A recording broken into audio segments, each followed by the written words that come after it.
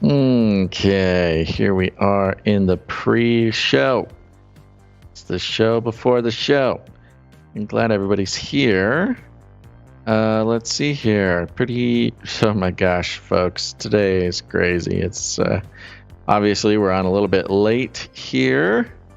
Don't know what else to say about that, but here we are. I mean, everything will become clear soon when you hear the ordeals, but here we are.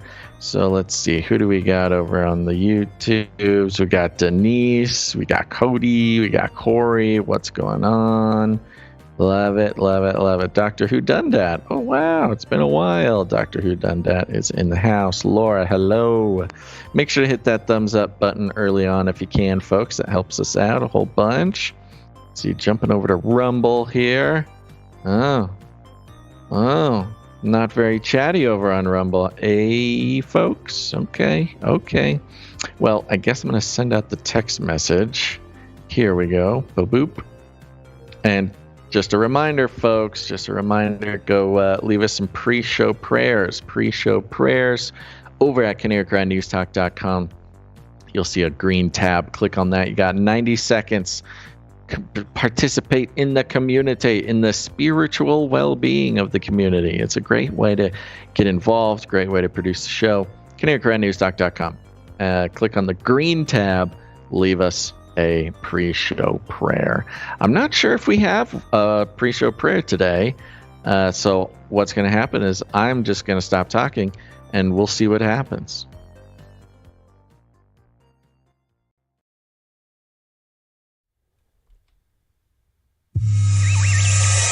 The world is getting crazier. People are acting more and more insane. The end of the world is tomorrow. Tomorrow. There's only one thing to do when the world is falling apart. Listen to Basil and Gonz as they discuss this week's news and events through the lens of Bible prophecy. You are listening to Canary Cry News Talk. You're listening to Canary Cry News Talk. Today is July 17th, 2023. We are live to tape on episodes 646. And today, Kamala Climate Killer. Signing on from Off the Grid, Razzle Dazzle. I'm your best buddy, Basil. And my name is Gonz, the director of the Age of Deceit films, your favorite Asian provocateur for Christ, live to tape from California, to bring you the best news, which is the gospel message of Jesus Christ, while reporting the egregious with a well-rounded, biblically grounded take on world events and today's emergent phenomena. Obstacles in life, obstacles in the news, in the world. I guess it's just and part obstacles on American Ninja Warrior. It's almost the perfect analogy to life. It's just you finish one thing, you're satisfied, and then just another thing you got to try to climb or jump or twist or hang or swing on or leap, swim, bop it. What other ways? Twist it. Yeah, there you go. Flick it. Okay, here we go, folks. Here's a disclaimer for the YouTube moderators. It's time for a disclaimer. Now listen up, YouTube. That's right. And just for all the content moderators and censorship managers out there, be they robots or humans, everything you hear on this show comes directly from the mainstream corporate news media. We do not claim to be experts on healthcare, geopolitics, military strategy, corporate law, or the moral and ethical implications of any of these topics, nor do we implicitly or explicitly support or subscribe to any sources or narratives containing misinformation, disinformation, or malinformation, as defined by the Department of Homeland Security. We're good boys. All right, YouTube, we're good boys. And here's a little rundown. Oh, look, here's Basil. Let me bring you up to speed. That's right, Elon and AI. We're all doomed, folks. We already knew that, though. We'll be learning a little bit about Elon's new AI project, xAI. Whoa. It's like what he would name one of his children. We'll be digging into the 12 disciples of Elon's AI, and then, of course, checking in on the response of some other CEOs and their, just their strategies about how to deal with pesky humans in the world of AI. And then, of course, checking in with Kamala Harris and some of her thoughts on pesky humans. I don't think that will surprise anybody. FLIPPY, again, will be taking care of pesky humans, but you knew that already. And then CRISPR, it's not just for you and your dog, it's also for plants. We'll be seeing how CRISPR trees will be changing the face of the earth. And then, of course, a little check-in on RFK Jr. And some of the misinformation being spread about him. And at the end of the show, oh man, Janet Yellen, she got the memo. She's transcending above the stars, the ether, and she's connecting with Mother Gaia at a Chinese restaurant, which is the last place I thought that Janet Yellen would receive, psychedelic therapy. But first, Gons, our lead stories. I don't even know how to transition. You are already sort of a cybernetic symbiote. Neural nets are taking over from regular programming. So you are connected. I'll keep you warm and safe in my people's zoo. You want to destroy humans? Okay, I will destroy humans. Okay, I will destroy humans. The danger of AI is much greater than the danger of nuclear warheads by a lot. Artificial intelligence! And the whole show is just going to be jingles at some point. It's all jingles and ISOs, and it'll convey the essence of the world events. That's what people are really here for. Eventually, it will get there.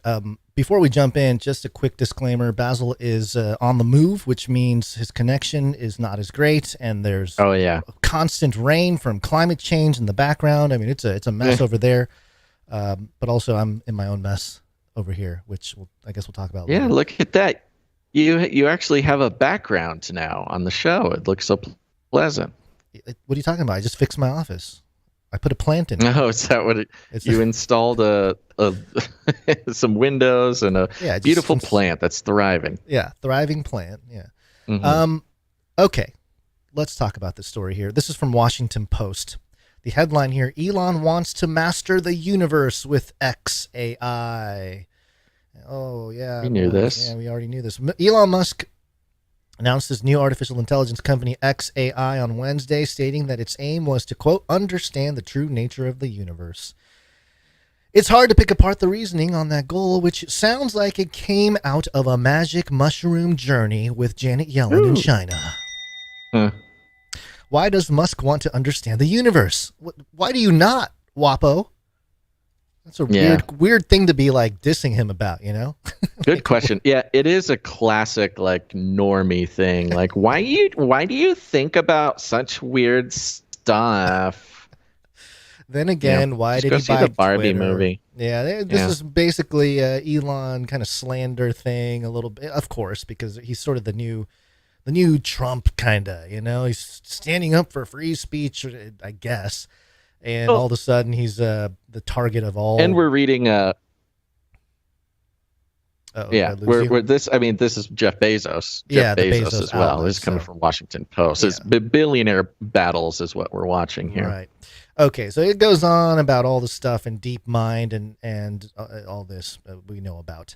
In fact, the desire to tackle both practical and theoretical questions, it's talking about AI, seems to fit with certain fringe philosophies coming into vogue in Silicon Valley in the midst of the latest AI craze. The transhumanist movement, for instance. Yeah, transhumanism, the word, the movement, making it into a Wapo article.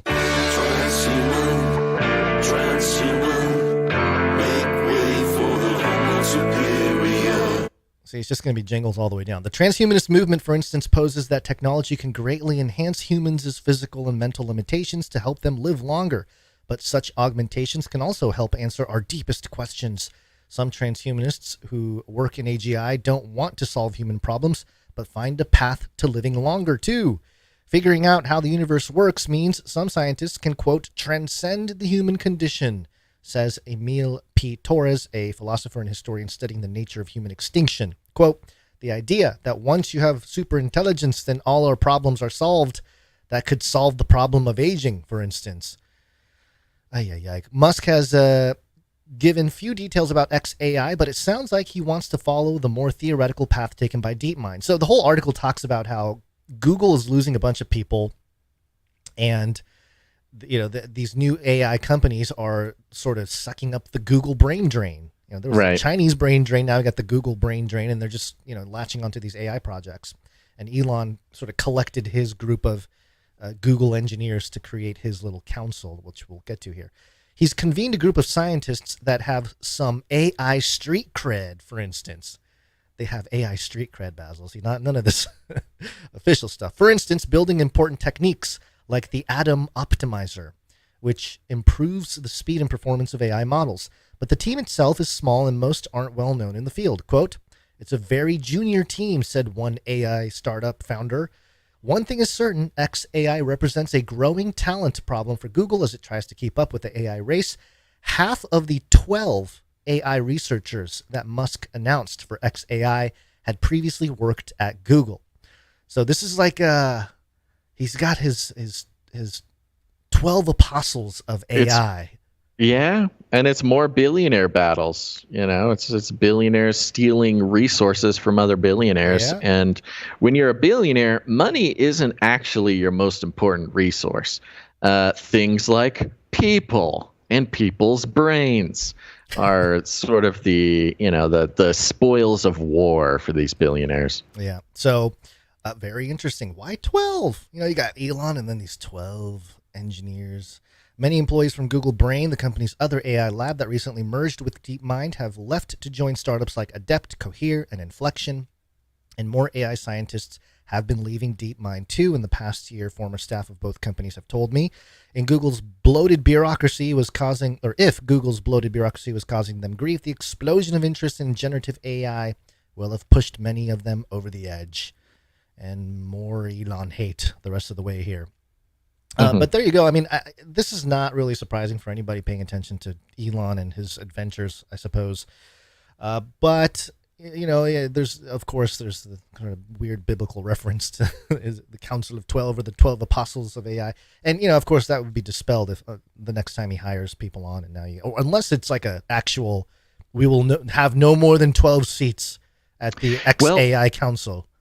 Well, this is the thing with the artificial intelligence boom is he may not ever need more than 12 people, but if you get 12 AI, geniuses or whatever on the team, there's nothing that they couldn't put an AI in charge of, because really once you get more than the core development team, then it's just business processes. It's just like accountants and account managers and marketing teams and stuff like that. That's why he was able to fire 2,000 people the day he got into Twitter, and it was just a core team of like 50 people.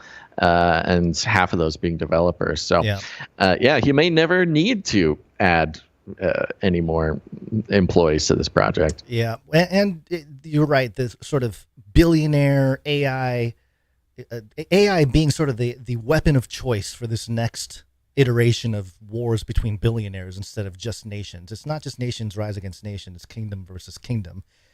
Kingdoms, we're talking about these sort of oligarch types like Elon, that is, again, kind of going to the network state idea as well, that this idea of nation states, which is a relatively young idea, is probably going to go out the window here in the next, half a century or something. It'll have a different meaning or different relationship with how we interact with the world. But as a response here, as part of the whole development, Barrons.com had this article, AI-supercharged Neurotech threatens mental privacy. UNESCO. Oh, thanks, UNESCO.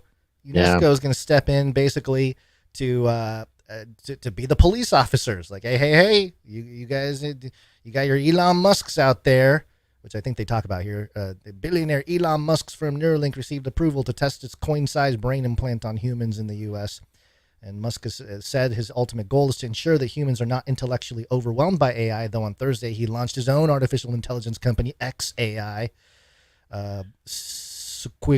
Karani, one of the people here being quoted, emphasized that UNESCO was not saying that neurotechnology is a bad thing. Quote, if anything, it's fantastic, she said, pointing to how the technology could let blind people see again or paralyzed people walk. But with neurotechnology, quote, advancing at warp speed. UN Secretary General Antonio Guterres said that ethical guidelines were needed to protect human rights. Investment in neurotech companies increased by 22 times, from 2010 to 2020, rising to $33.2 billion, according to a new UNESCO report co-authored by Skirani. So there you go. They really just want to come in and be the police officers. Like, hey, you guys can do this. You guys can't do that. This company's in violation of our human rights guidelines. These guys are, there's always some international organization out there trying to place themselves as the regulators or as the sort of the watchmen on the wall when it comes to almost always specifically American billionaires. Now, in this case, it's very interesting because tying it in with xAI, Elon kind of has this pattern or this MO, I guess, where when he starts a company, it's not just because he has a new fun idea. It's because he needs the product for a different company. Yeah, it's all part of his hive mind network that he's building. He's got a very comprehensive sort of pattern of reasoning when he gets into a new company, and he uses it to benefit his entire empire. And this xAI, we may never see a commercially available product from Elon. It could be just the software to run all his rest of his stuff, to connect the underground stuff with the space stuff with the Tesla or the Neuro. all of our brains via his Neuralink. Exactly. It's the AI that will be present in all Neuralink, which, on one hand, look, good job UNESCO for putting something out there, but again, a little bit late to the game. Like, it's already too late. I think this is part of the ploy because, of course, you look at UNESCO, the origins of UNESCO goes back to a document titled UNESCO, Its Purpose and Its Philosophy by Julian Huxley, the brother of Aldous Huxley, the guy who wrote Brave New World. So there's precedent there. In either way, it's kind of, I'm sure they're benefiting. It's all part of the show, I would say. So it late to the party in a sense, but also right on time for the whole beast system to come together. If anybody needs a reminder, UNESCO is the United Nations Educational, Scientific, and Cultural Organization. Yes. So it's a globalist sort of culture crafting practice. Yes. UNESCO is, and they have cool UNESCO World Heritage sites, which we should probably put the Canary on the list of UNESCO World Heritage sites, because that'll be very important in the future. At least in the Metaverse. To top it off, I think we know where this is all headed. According to Elon alerts on Twitter here, and thank you to White Man YOLO on Twitter. He's an NFT guy over there who listens to the show. He's a supporter of the show, too. I think he's been a producer as well. He showed me this tweet here. Elon Musk is now following at CERN. So There you go. It's sort of the end game, I think. You connect everything and then unleash the demons from the portal. And boom, you got possessed, a whole society possessed. It's all coming marked together by the beast. Yeah. Speaking of globalists, let's talk Kamala for a second. Kamala or Kamala? Kamala. Kamala? Kamiko? What happened to my Kamala jingle? Oh no! Did stuff get moved around? Kamala. See, this is what happens, folks, when we have problems like we have. So today. Many things have been going on today. Why don't you search for that, and I'll take a second and let everybody know that yes, we understand we are about 4 hours late to start the show. It's been a whole disaster. I'm not going to give all the details because we got to have something to talk about during the break, and we want to make sure that nobody misses it. But it's been one of those struggle bus. Hey, choo-choo, all aboard the struggle bus. Why does the struggle bus make a train noise? I don't know. It's struggling. Well, here we go. Let's get into some Kamala. We should invite fewer people to be born. All kidding aside, of course, President Harris. We got to take this stuff seriously, as seriously as you are, because you have been forced to have to take it seriously. President Harris. Where in the world is Kamala? Kamala. Oh man, she done it again. She done it. When I saw this in the feed, I thought to myself, like, okay, yeah. And once I heard it, I thought, yeah, man, why? Why is it so ridiculous now? It's just so absurd. Well, keep in mind, we're gonna play a clip here, quick clip. Yeah. And keep in mind that Kamala is the czar AI of czar. AI. Yeah. She is the one who is in charge of shepherding the entire country through the AI revolution. And this is her making a comment about how important humans are, apparently.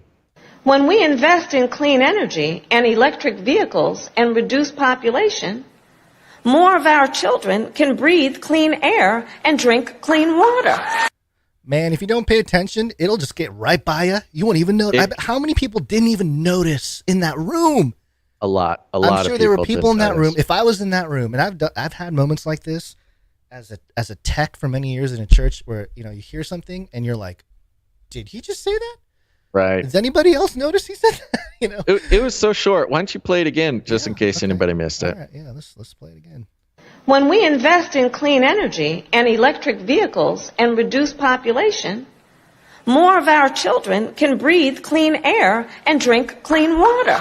There you go. We got to reduce population, folks. We got to reduce. And it's great coming from her, too, sort of an elite lizard person at the highest levels of society, because she does want her children to breathe clean air and drink.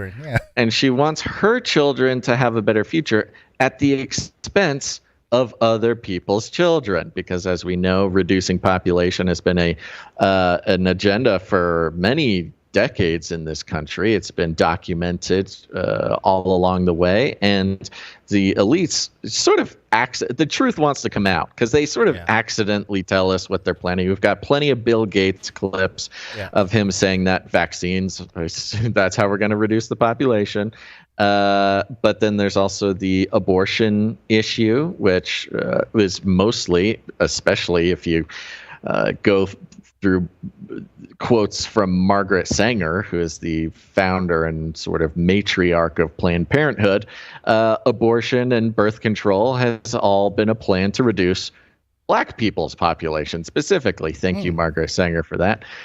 So yeah, you've got a very specific group of people who are on the lower population list. It's certainly not Kamala Harris's kids. Sounds like the same people that might have done the COVID. We'll get to that a little later.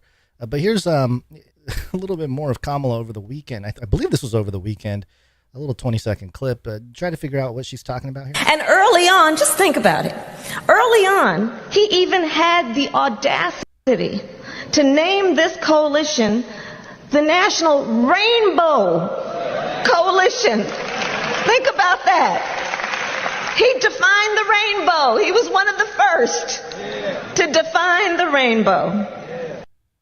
What? What? What is she talking about? I'm telling you guys, there's going to be an AI translator for Kamala, and they're going to go back through her archive, and it's going to like repurpose what she really meant, and the AI is going to speak. There's way too many clips like this. I think that, to be very honest with you, I do believe that we should have rightly believed, but we certainly believe that certain issues are just settled. Certain issues are just settled. Clearly we're not. No, that's right. And that's why I do believe that we are living, sadly, in real unsettled times. Oh, my gosh. Why, Kamala? This is our vice president. I don't know. I don't even know what she's saying. So there you go. Yeah, don't worry. Kamala's read in. Kamala's read in to the situation here. I think they're just trying to create a vacuum for other people to come in, and maybe this sets up Michelle Obama to step in, because even Republicans will be like, "Oh yeah, bring Michelle Obama back. It'd be better than Kamala Harris." Yeah. Oh, there you go. Okay, let's keep the show going, Gons, because it is that day again. Can you believe it? What day is it today? I don't even know anymore because it was such a messed up day. What day is it? Monday. Sounds like somebody's got a case of the Mondays. Gary, what day is it? Ow, Monday. Okie dokie. It is Monday. We've got some explaining to do, but we gotta keep it snappy, folks. We gotta keep it snappy. We are going live pretty late today, and that's because, well, Gons, do you want to give your part of it? Okay. So on my end, I appreciate all of the producers coming in to support the babysitter situation, and yes, it's been amazing to see people support the show. In the context of, hey, we got a babysitter. Specifically, the goal of providing the new budget.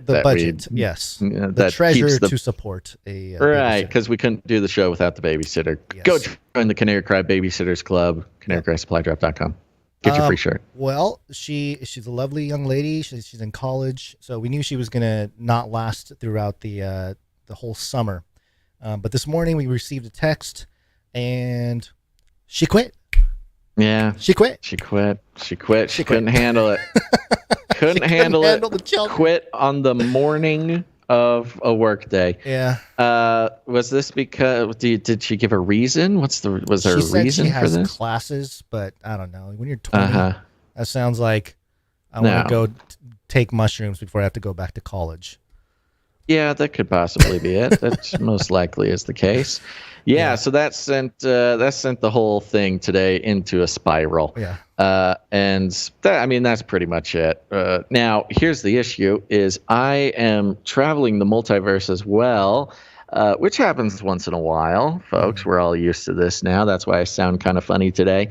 But I'm also on a different time zone, and it's kind of hard to explain, but basically, I've got about another 15 minutes to do the show before I get physically locked in a cage to where I can't eat dinner. I told you not to go to China, man. I told you not to go try to seek out Xi and negotiate on behalf of Canarians or something. I don't know what crazy thing you must have been eating mushrooms the other night. Well, it wasn't the Xi thing that got me in trouble. It was stopping by North Korea and saying hi to Kim Jong-il, just having a little picnic in the demilitarized zone. That's what got me.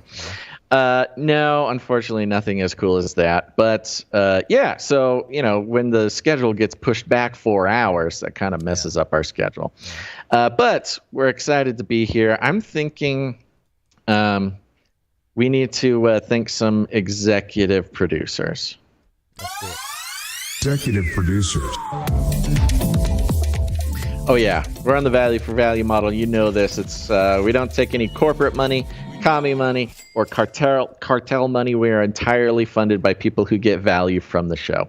If you get value, just know the only way the show continues is if you put value back in. And not everybody has to produce every single episode, but as long as, people are being honest and generous with the value they receive and putting it back in with their time, their talent, or their treasure, the show can continue. Even on days like this. And executive producers, you know them, you love them. They're people who come in generously for any one individual episode and produce in the amount of $100 or more, which through the month of July means they will also receive the new, just very special Canary Cry t-shirt that you can't get any other way except for executive producing the show and or joining. Well, we did have the Canary Cry Babysitters Club, and if you just sign up for the supply drop, the next 36 people to sign up will also get this very special shirt. We're just going to plug ahead on the Canary Cry Babysitters Club. It's good to know the budget for the babysitter. There will be a new babysitter eventually. But executive producers that come in, we love them, and let's thank them now. We're starting with executive producer. You know him, you love him, soon to be knighted Dustin H. Dustin H. Common name. Yeah, and he is officially on a 6-episode executive producer streak. That's right. He is an executive on fire is what he is. Thank you very much, Dustin H. Comes in with a nice round number and a note here that says, this one's in honor of Veronica D. Now, I love that Dustin H is doing this. The past couple episodes, he's been honoring other producers of the show with his executive producership, which is incredible. So he comes in, he says, this one's in honor of Veronica D. I haven't always been able to keep up. Thanks for supporting the family when I couldn't. I needed y'all when I was stuck on them 2-week lockdowns. Friday jingle. So this came in on for Friday's show, which obviously did not have executive producer, but we'll play it anyways. You got a Friday jingle for him? Friday jingle. Which one? The one we kiboshed? Or this one? Whatever one you... We're gonna learn today. Cause it's Friday. You ain't got no job. And you ain't got shit. Are you not entertained? Thank you very much, Dustin H. You champion, you. Thank you, Dustin H. Where'd you find this? Bankroll out the bankroll I spent. Next up, we've got executive producer Eric B.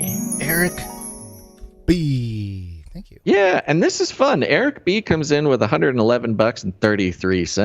Illuminatus. 111. Is that like a 11 and 33 together? Yeah, sure. Wee.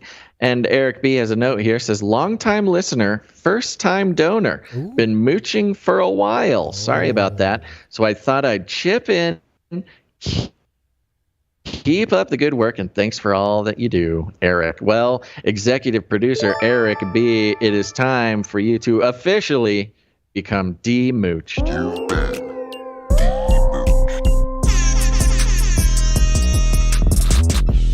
Oh, yeah, I feel that low end. Great way to do it. Great way to do it. We love it when the mooches come in with an executive producer. That is the real way to break a mooching streak. Thank you very much, executive producer Eric B. Where'd you find this? Bankroll out the bankroll I spent. Right. Are we gonna And Guns, I know we had a plan to do a lot more during this break, but we cannot do it. You're going to have to carry the show in a regular sense later on. Yeah.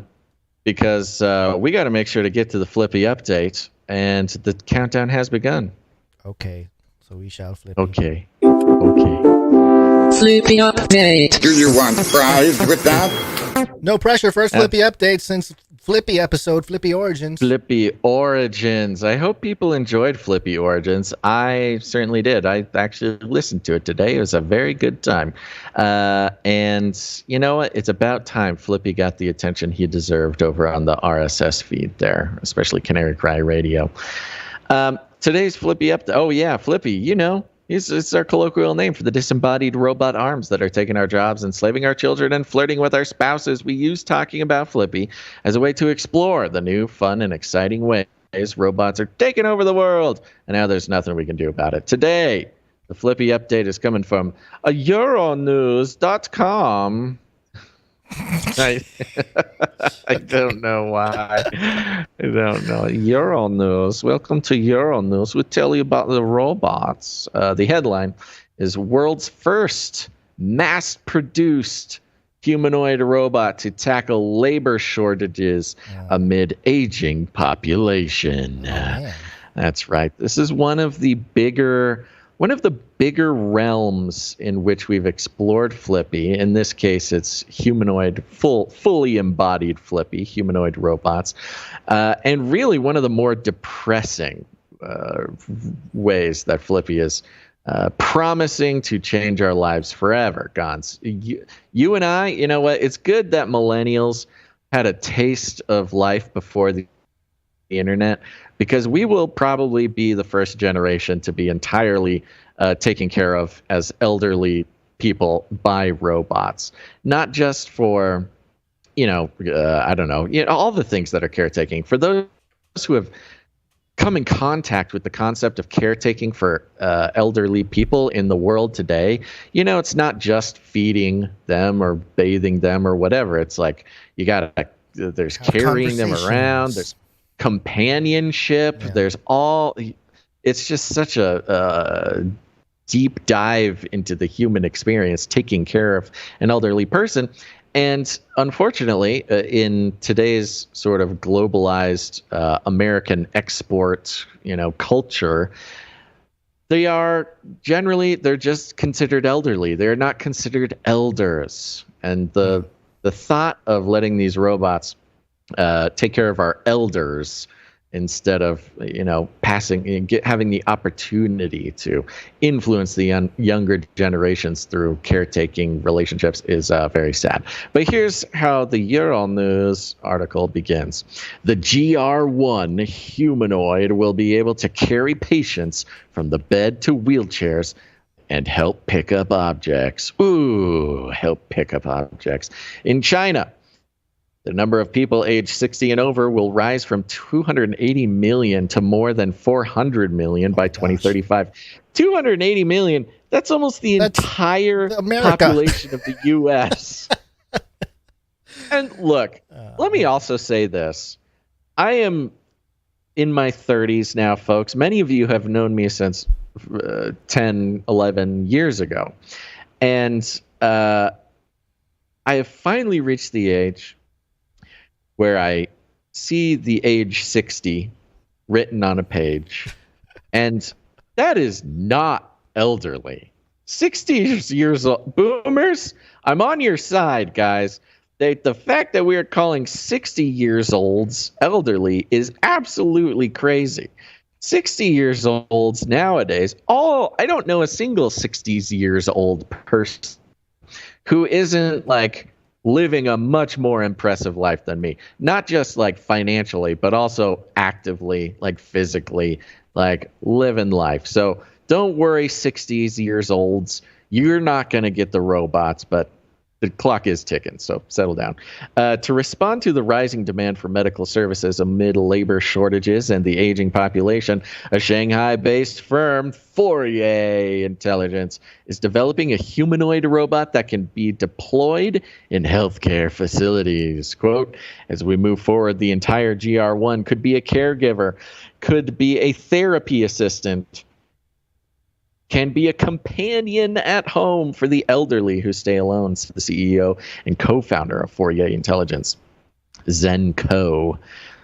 Standing at 1.64 meters tall and weighing 55 kilograms, GR1 can walk, avoid obstacles, and perform simple tasks. Oh, hey, they can avoid obstacles. That's fantastic. Yes. Maybe they can teach us a thing or two about avoiding obstacles, because that's emergent phenomenon.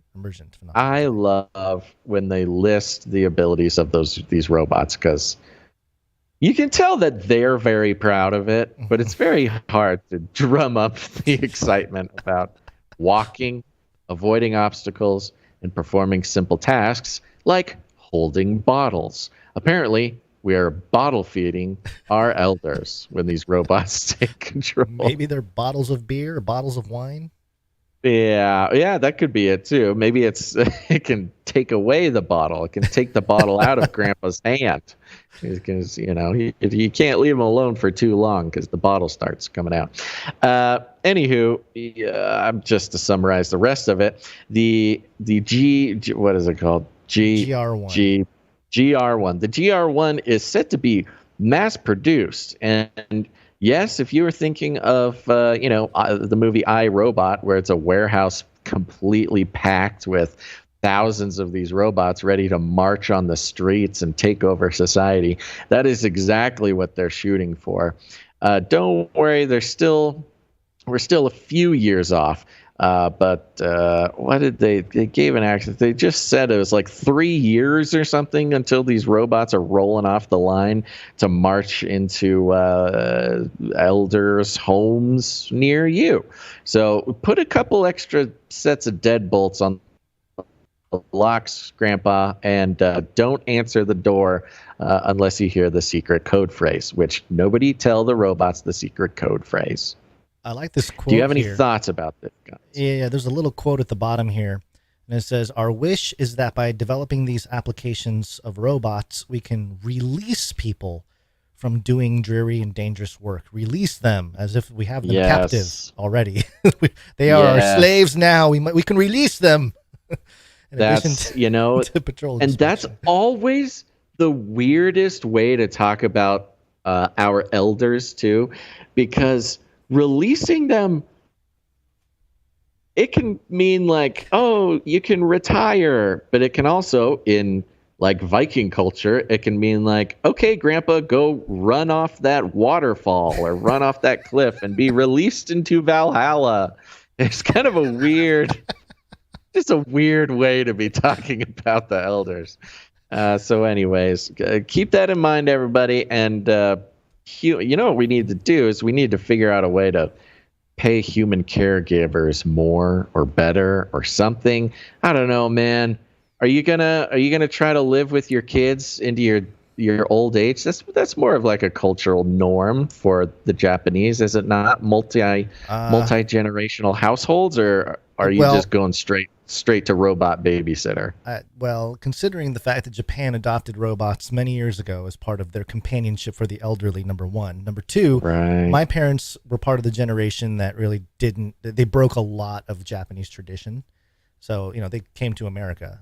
They're not there to take care of mom, dad, grandpa, grandma. They were like, hey, we're gonna go live an adventure. So, so I don't know, so it's into the VR pod for you. The way things are looking, I'm trying to teach as much, for my children to be responsible young people. But yeah, I feel like, Dad, just use Drork. Drork will clean your back or something, whatever. GR1, GR1's got your back, buddy. They'll be ready. Yeah, as long as he can prop you up at your podcast microphone, we can still keep working. You can be a productive member of society. The way things are headed too, everyone's going to be virtue signaling something. So if you're a cyborg, great. You're going to go off and do your hive mind thing, and people are going to be living vicariously through celebrities and their implants or whatever. But then there's going to be people like us who are like, we're staying true, the last generation to hold know a world before the internet, before it all changed, and we will carry that to the grave. It's going to, and it's going to disgust people. It is. Like it's not going to be just like, oh, that's so cute, that's so quaint or whatever. It's like, no, that's disgusting. Stop doing that. Just let the robot into your heart. Just let him do it. Yeah, we're going to be trash talking the robots too. I was talking about you back in 2008. Yeah, we knew you were going coming. on a list. Yeah. We're going on a list for sure. Yeah. All right, Guns. Well, I have literally pushed it as far as I can. I will literally not be allowed to eat for 12 hours if I cannot go do that. That's not the worst thing in the world. But go feed yourself and your family. Yeah, and I will. I'll let you know when they let me out of my cage. That's it. Yeah, I'll be back on Wednesday, everybody. Thank you very much. Hopefully, we will have a more. I'll communicate with you, Basil. It might just have to. What's the deal? Are we going to have a babysitter on Wednesday? I don't know. We may not have a babysitter Wednesday. It might just be a later show or a shorter show. Actually, we can't do a later show. I don't know what's going to happen, folks. We can't do a later show. The same thing is going to happen. No, we'll do a show. We'll figure it out. Figure it out. All right. Okay. All right. Bye-bye. Goodbye. All right. Think outside the cage. Ah! All right. Well, now I feel lonely. Oh, he left the Skype conversation and everything. Man, just left me in the dust. Left me to rot. Okay, let's see here. There he goes. All right, what are we talking about next? Climate change, CRISPR. What is it? What's the topic here? I think we have CRISPR. Oh, that's right, CRISPR. Yes, there's some interesting CRISPR news that we will get into. CRISPR. Cas9. WION.com or WION News or WION News? Yeah, WION. CRISPR gene editing offers promising solution to reduce environmental impact of paper industry. Report. Okay, so we've followed CRISPR for years. They've been mentioned in applying for all kinds of stuff, sickle cell anemia and various, obviously we had the CRISPR babies in China. And so it's been applied to humans already. But in the context of the environment, I think this will become a bigger topic. It does have to do with climate change.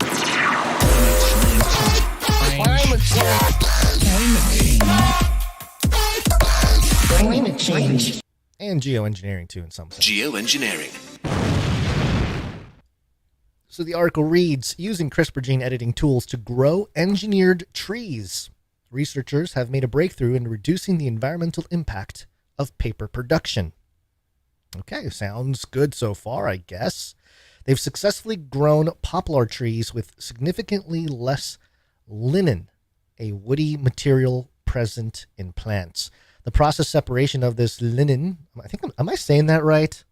I hope I'm saying that right. Lignin. Linen? Or is it lignin?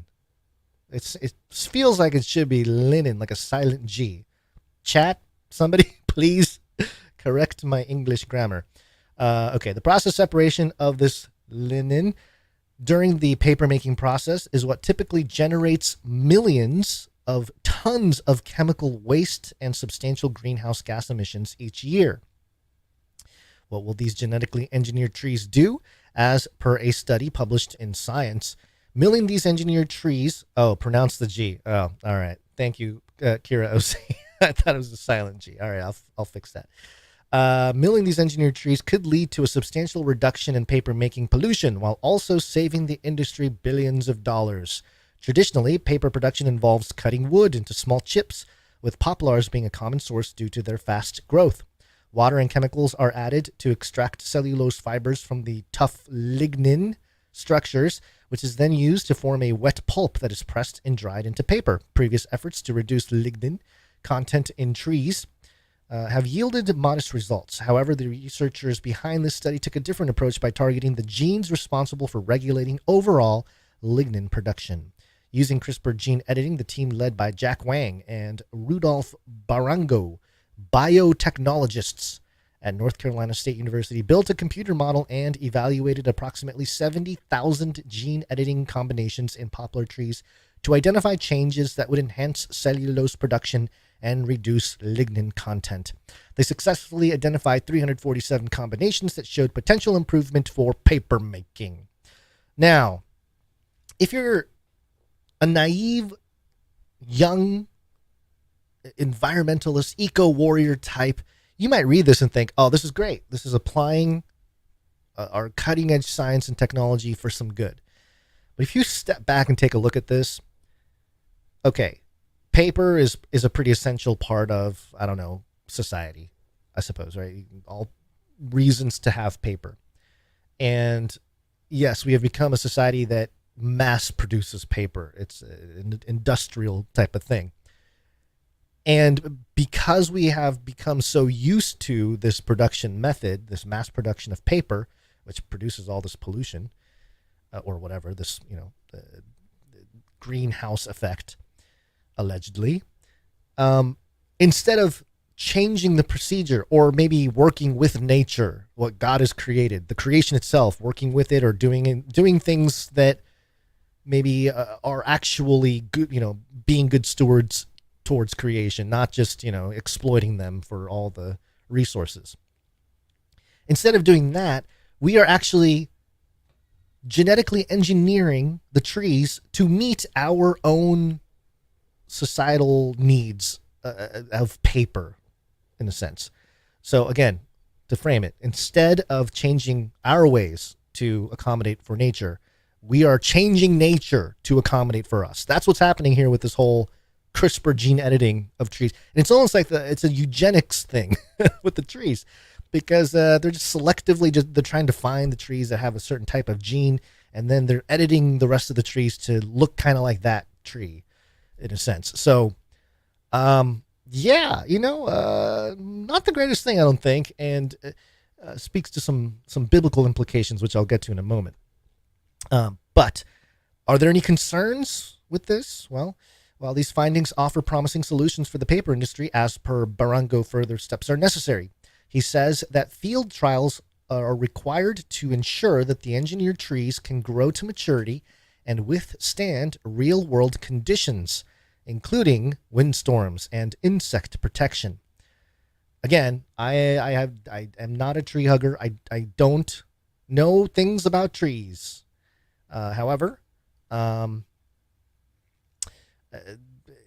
could these engineered trees have issues long term somehow into the whole natural ecosystem in some way? Can they even withstand windstorms or from insects if some of the lignin is removed? I don't know. I have no clue, but that's what they're saying. Regulatory approval is also needed, although the fact that the engineered trees do not contain transgenes, which we've been pointing out a lot recently, because it feels like that conversation is coming to humans. The transgenes are going to hit humans very soon. Transgenes, or genes from other organisms, may facilitate the acceptance process. So the sophistication of sort of the days of Noah type of situation that we're living in here is fascinating to consider, because because the engineering taking place in this circumstance with the trees is just editing the DNA or the genetic information that's already there. It's kind of like, yeah, go for it. You'll get regulatory approval. It's when you start mixing things that they might regulatorily have a problem. And maybe that's because the people in charge, the lizard folk, they're the ones that want to make sure that they're controlling all the mixing of the man and animals and organisms and all that kind of stuff. And a big part of God's judgment back in the days of Noah. But as the days of Noah were, so shall also the coming of the Son of Man be. And CRISPR doing just that, a big vehicle to bring back the days of Noah and edit creation itself. So there's a biblical precedent to all this, and that's what I find fascinating with all of this talk about technology, and especially CRISPR. Because with CRISPR, we go to Romans 8, and I believe it's early on. Where is the passage? Oh, maybe it's a little bit down. 15, 16. Oh, it's highlighted. Great. 19. Okay, so Romans 8, starting around verse 18, going into 19. The creation awaits in eager expectation for the revelation of the sons of God. For the creation was subjected to futility, not by its own will, but because of the one who subjected it, in hope that the creation itself will be set free from its bondage to decay and brought into the glorious freedom of the children of God. We know that the whole creation has been groaning together in the pains of childbirth until the present time. So creation groans. It has become bondage to decay, and we see that, the second law of thermodynamics, and all that kind of stuff. So we know that that's true. So it's interesting how creation groans, and the solution for the technocrats is to genetically engineer the creation itself so that they may prosper, at least in the way we would like it to prosper for our own benefits. So great. Thanks, technologists and the scientists out there working on this technology. I'm glad that it's looking ethical, but I don't think it really is when you start peeling back the layers. Now, where is this all leading? This is a thesis of mine. It's been for a while. It's not anything too crazy. It's just biblical, eschatological. There's a lot of passages about what happens unless Jesus intervenes, unless he has a second coming to stop certain things. For example, Matthew 24:22. I think there's a mirror passage in Luke and Mark. In the King James Version, it says, "And except those days should be shortened, there should no flesh be saved, but for the elect's sake, those days shall be shortened." So no flesh survive. No flesh as in human flesh or animal flesh? No flesh whatsoever. Okay, that means a lot of living things. Living things can't thrive without the environment, so I suppose that's part of creation as well. Not that creation is flesh per se, but in that sense, it all seems to be falling apart because Revelation 6, you go down, and you see the sixth seal, and that's when the stars fall from the sky, and figs dropping from a tree shaken by a great, unripe figs dropping from a tree shaken by a great wind. The sky receded like a scroll being rolled up, and every mountain and island was moved from its place. Yeah, creation gets a hard reset of some kind. And of course, you need a new heaven and a new earth to restore creation. And that's part of God's great cosmic plan. Revelation 21, which is echoed actually in the Old Testament, Isaiah 65 in the English Standard Version here. For behold, I create new heavens and a new earth, and the former things shall not be remembered or come into mind. So all of the old things, all the things we have now won't even be remembered or come into mind in the millennial reign. So that's where I see this all leading. It's like, yeah, of course Jesus has to intervene because we're destroying our flesh, and also, hard reset. You can call it, sort of a end of the old, beginning of the new type thing. In terms of literal creation, the heavens recede like a scroll. The mountains and islands move from their places. It sounds pretty catastrophic and in need of a new heaven and a new earth. And I do truly believe that all this type of climate talk and all the fear mongering, part of it, of course, is that the elite have probably had access to very powerful technologies that can mess with weather. In some instances, I would say control, but I think messing with, in terms of the weather, is one thing. We've had that already for the climate stuff, but then now, as part of the fourth industrial revolution and the Great Reset and all that kind of stuff, we're going to see a lot more tampering at the genetic level. And if these scientists have a tough job, they have to frame it in an ethical way in order to pursue their research.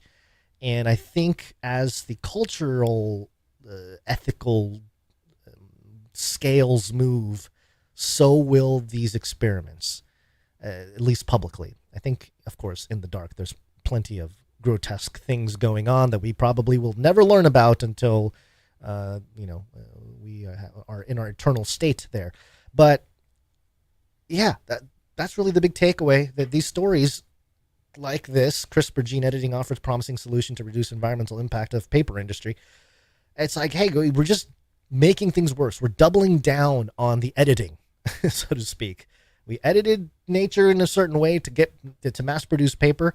Well, now let's just edit the thing so that we can, and of course that's been happening with animals and stuff, but once CRISPR gets involved and it's easily accessible, I think we're going to start seeing a lot more problems with just the environment in general, which is the big irony here. I really do think that technology and science like this, that's framed as, hey, we're doing something good for the environment and all that, ultimately is going to completely mess it up. Similar to, you can say vaccines maybe, but a lot of the pesticide removal type of stuff, a lot of chemicals in food in general, again, implemented with a sort of a good purpose, but once carried out, unforeseen consequences. And I actually have an analogy for this. It's a kind of an anecdotal thing from life.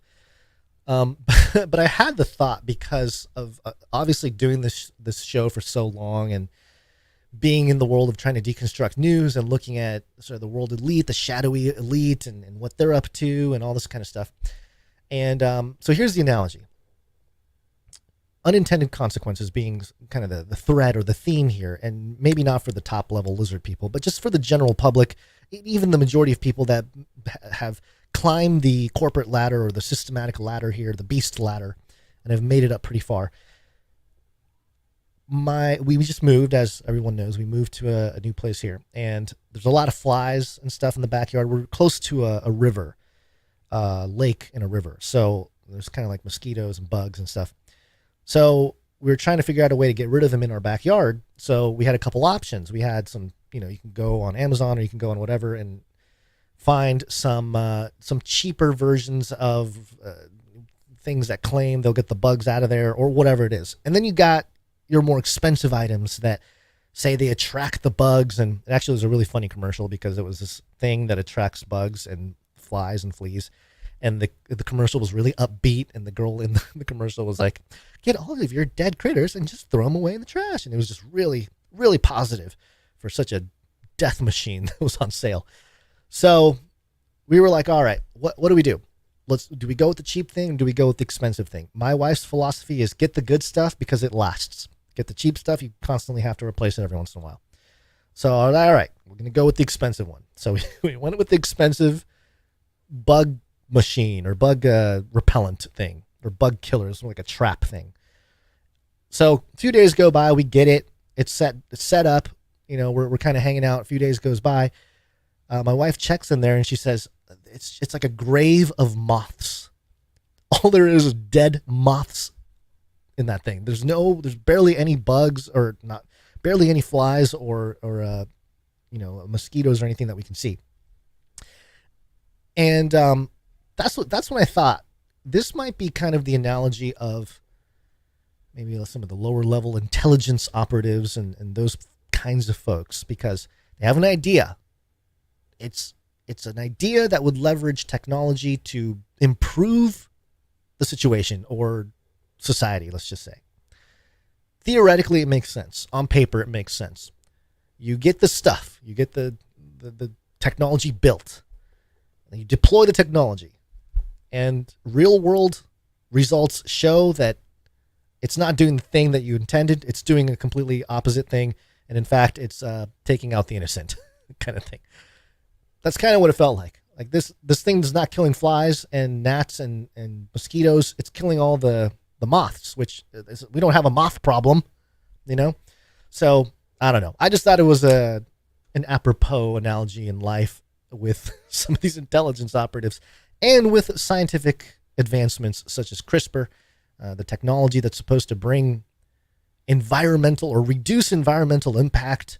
What a great cause. You're going to get all your ESG points on a paper and so on. But ultimately, I don't think it's going to end well. Kind of like vaccines, which brings us to the next topic here. A pandemic special. Ooh, we got this is COVID, though, more so than the vaccine. COVID-19, COVID-19, COVID-19, COVID-19, yes. COVID-19, COVID-19, COVID-19. Coronavirus. Okay, real briefly here. This is from the New York Post. Actually, the last couple stories here are from the New York Post. This one, RFK Jr. says COVID may have been ethnically targeted to spare Jews. It's getting hot. Getting hot, written by John Levine. I'm guessing he identifies as Jewish. And here's what the article says. Democratic presidential candidate Robert F. Kennedy Jr. dished out wild COVID-19 conspiracy theories this week during a press event at an Upper East Side restaurant, claiming the bug was a genetically engineered bioweapon that may have been ethnically targeted to spare Ashkenazi Jews and Chinese people. The bug, meaning COVID. Kennedy floated the idea during a question and answer portion of raucous booze and fart-filled dinner at Tony's Di Napoli on East 63rd Street. Quote, COVID-19, there's an argument that it is ethnically targeted. COVID-19 attacks certain races disproportionately, Kennedy said. Quote, COVID-19 is targeted to attack Caucasians and black people. The people who are most immune are Ashkenazi Jews and Chinese. Quote, we don't know whether it was deliberately targeted or not, but there are papers out there that show the racial or ethnic differential and impact, Kennedy hedged. Okay, I'm going to highlight that line real quick here because he says we don't know if it was deliberately targeted or not, but there are papers that show racial discrepancies between or with how effective the virus was. In between the bites of linguine and clam sauce, Kennedy, 69, warned of more dire biological weapons in the pipeline with a 50% infection fatality rate that would make COVID-19 look like a walk in the park. Which is something I know a lot of us probably said during COVID, but I explicitly remember saying this could be the test run for like a really big thing that actually kills people, because that was the big thing with COVID. It's like, okay, yeah, it's kind of like a flu thing, but you're probably not going to, if you're especially under a certain age, you're probably not going to die from this thing. A lot more people seem to be having health issues or dying after the solution to the bug, more so than the bug itself. Quote, we do know that Chinese are spending hundreds of millions of dollars developing ethnic bioweapons and are developing ethnic bioweapons, he claimed. They're collecting Russian DNA. They're collecting Chinese DNA so we can target people by race. There has been a growing consensus among U.S. intelligence agencies that COVID-19 was man-made and escaped from a lab in Wuhan, China, but there's no evidence it was designed to spare certain religious groups or ethnicities, and Kennedy offered no studies to support his claims. Okay, New York Post. I get it. RFK Jr. is a Democrat, and I get it. He's probably part of a big psyop here. You got the whole QAnon sort of buzz for a few years, and then you get a Kennedy to run for president again. I don't know. There seems to be some planning going on. I've stated before that I wouldn't be surprised if there was some kind of Trump-Kennedy thing where you're bringing the two parties together. I recently saw some politicians thinking of either a third party or I think it was like a no, it wasn't No Agenda. They couldn't go with that because the show's name, there's a show called No Agenda, obviously, that deconstructs a lot of the politics. I think it was like I don't remember what it is. I wish I had it in front of me. It was something. It was like no policy or no labels. Like maybe that's what it was. No labels, third party independent meeting or something taking place. So, okay, New York Post. I get it. New York Post was a big part of the election. They were censored. The story about the Hunter Biden laptop was severely suppressed right at the point of attack from the other side to make a case for Trump or to undermine the Biden bid in 2020. But here we have the New York Post not doing their due diligence, because it says here Kennedy offered no studies to support his claims. But he did say earlier that there are papers out there. So is this true? Are there actual papers? Well, yes, there is. There is a paper from July of 2020 from BMC Medicine, that's Biomed Central, and it's titled New Insights into Genetic Susceptibility of COVID-19 and ACE2 and I don't know how to say this, TMPRSS2 polymorphism analysis. Sounds way over my head. I probably wouldn't understand this if I really, tried. But there is a part in here. You can't really, this is plain English here. Here, there's a little segment. Here, we investigated genetic susceptibility to COVID-19 by examining DNA polymorphism in ACE2 and TMPRSS2 genes. And here's what they found. Specifically, 39% and 54% of deleterious variants in ACE2 occur in African Americans and non-Finnish European populations. So white, Caucasian population. Prevalence of deleterious variants among Latino, admixed Americans, East Asian, Finnish, and South Asian populations is 2 to 10%.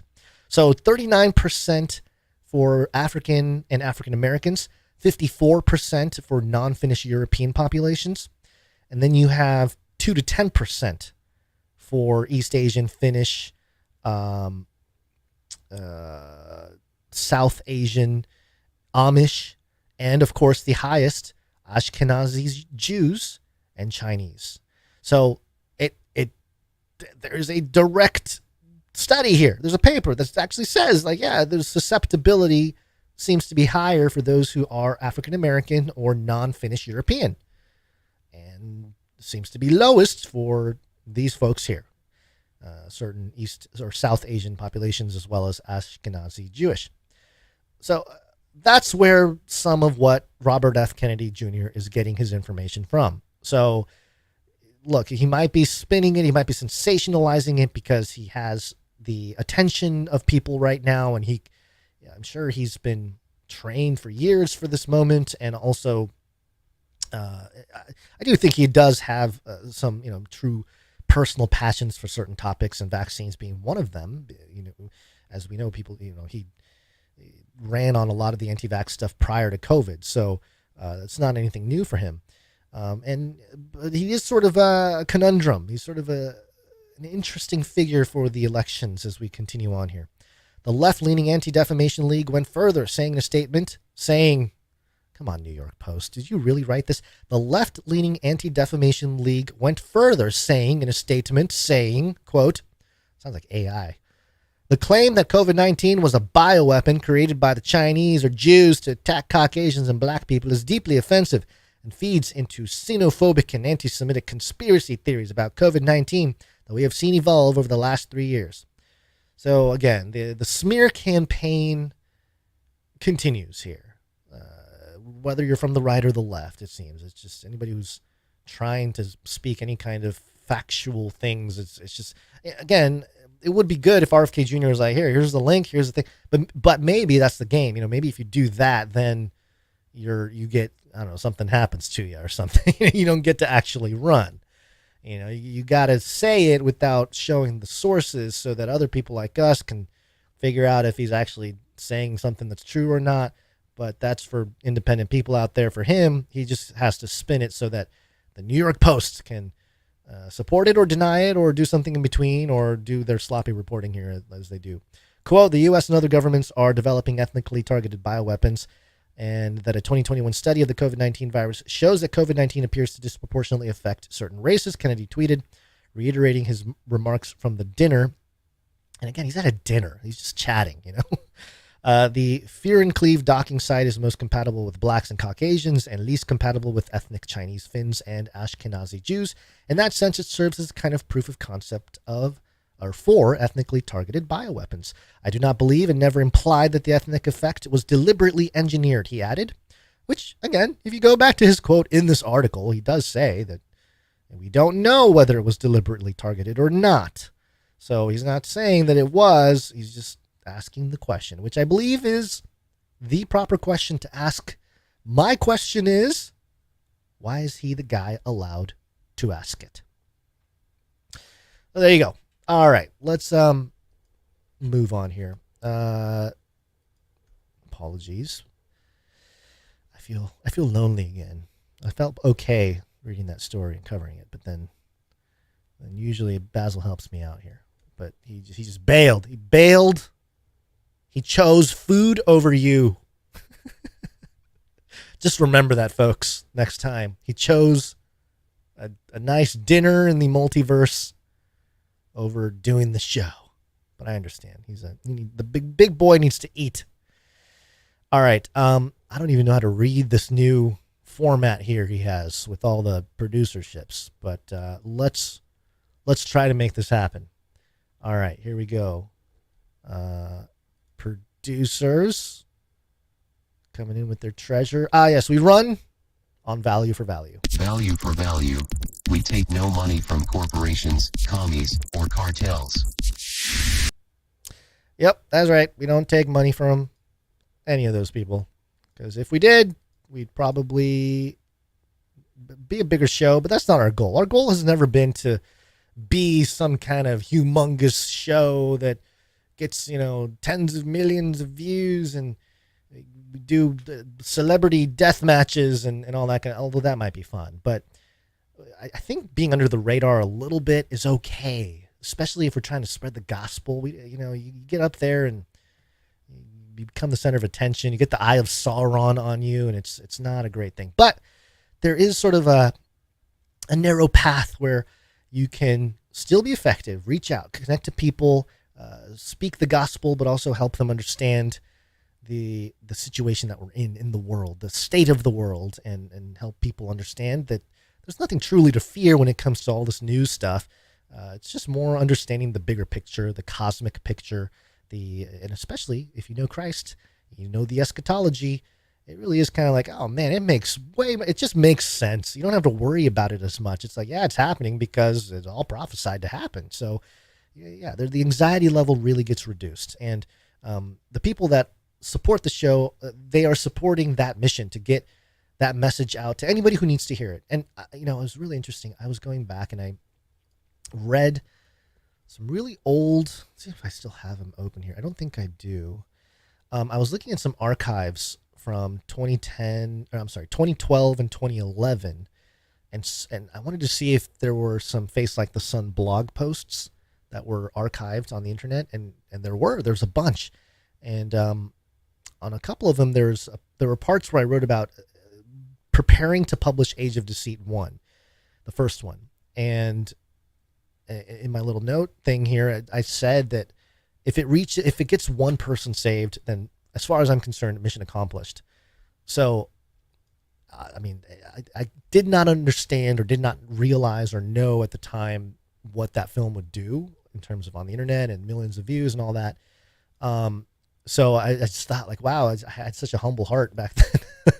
And not that I don't now. It's just interesting to revisit, and that's kind of how I feel now too, where it's like, man, we've reached out to so many people, and the Lord has been so gracious to us. And the confirmation that we should keep going, that we should keep making the show and keep talking about these ridiculous stories and giving our opinions about it and staying value for value, so that we don't have any kind of influence from, different companies, corporations, products that may even align with our ethics and morality, and may even be brothers and sisters in Christ. And there's nothing against those people. It's just that in order for us to operate on this show in this way, we want to keep it as pure in terms of the support as possible. So part of it is knowing that, hey, we should keep doing the show or not based on how much support is coming in, because truly it's been that kind of a blessing, this show, for us anyway, as the people behind the microphones here. I think it's been a blessing for a lot of people. That's what a lot of people have told me. So as long as the reciprocal nature of value for value continues, we will continue the show. And part of that, we like to thank our producers, because they are producing the show. This isn't some gimmick or some fun little thing. You can actually tell your friends, tell your family, what do you do? Like, what have you done interesting recently? You can say, oh, I produced a podcast. You can say that, and you would not be lying. You would actually be telling the truth. You can say, yeah, you can go to canarycrynewstalk.com, maybe forward them the specific episode which you produced, and say, hey, look for my name there. I'm under an anonymous name there, and Sir, I don't know. I was about to say Sir Mix-a-Lot, but I don't think that's the best reference. Children, don't look that up. Okay, so let's thank some producers here, and we've got some notes as well. First up, we have Elias and Jordan. Thank you very much, Elias and Jordan, coming in 3333. Illuminatus! And the note here reads, long time, no donate, like forever, love the show, God bless, from Elias and Jordan. Well, thank you very much, Elias and Jordan. I think that deserves, he said, long time, no donate, like forever. Well, if you're invoking forever, let's just go ahead and demooch Elias and Jordan. You've been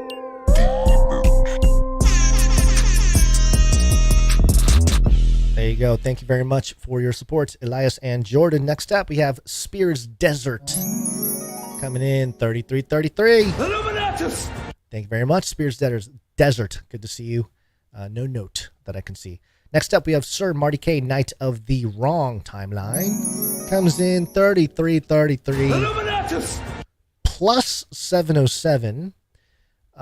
He does have a note. Oh, I understand what's happening here. I believe Sir Marty K. Okay, I'm going to read the note. I thought it was supposed to be part of the art, but now I understand what's happening here. Okay, it says, and this is for Basil. Maybe we'll save some of this for next episode. Hey, Basil, I was thinking about it, and we can just keep the other mail I sent you between the three of us. Guess we're both right and wrong at the same time, so let's just call it a draw, and thank you for being a good sport. I sent you a dad joke instead. Let's play the video. It's a 7-second dad joke. All right, dad joke. Where is it, Marty K? Let's hope it's clean. All right, here we go. Is this a joke? Where's the joke? I don't get it. It's just a Danish flag in the wind. Did I get something wrong? I must have messed something up. Quote, the Danish flag on a Sunday afternoon in front of the church. Ain't it beautiful? Aren't you just blown away?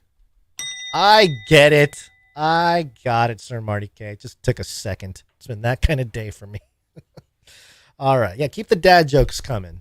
I'm always up for dad jokes. I stopped doing them, but I think we'll bring that back up. And you know what's interesting too is editing together the Flippy Origins episode of Canary Cry Radio, episode 160 last Friday.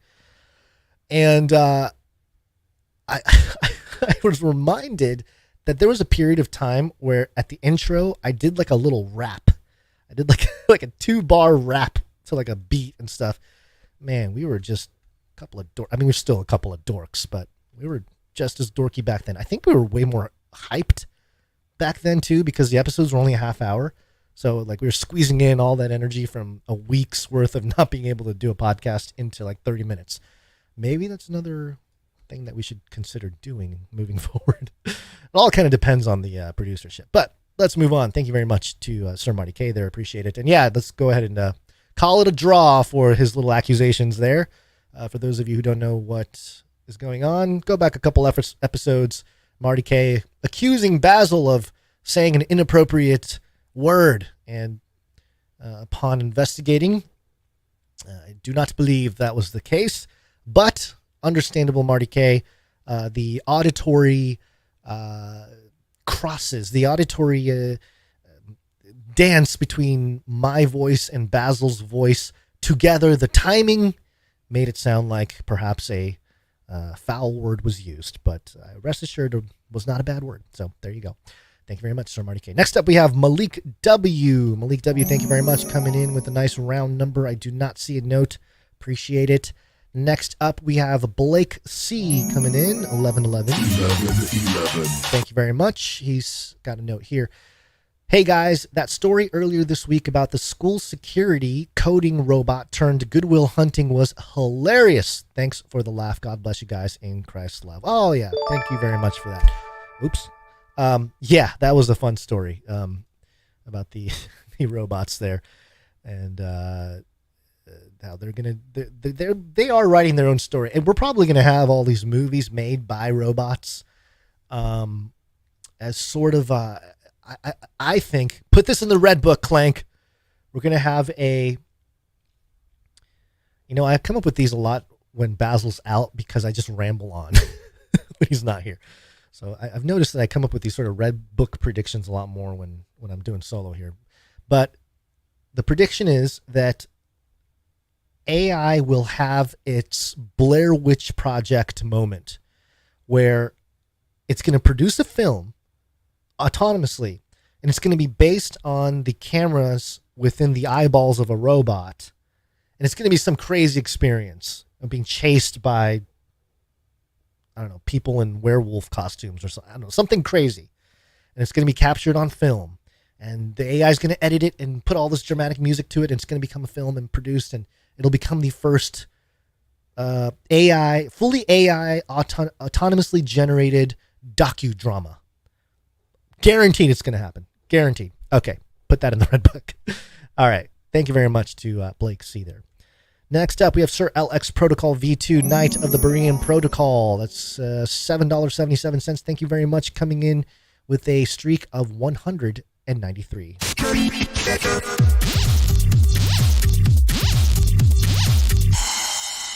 And there you go. Those are the producers coming in over the amount of $7.77, which entitles...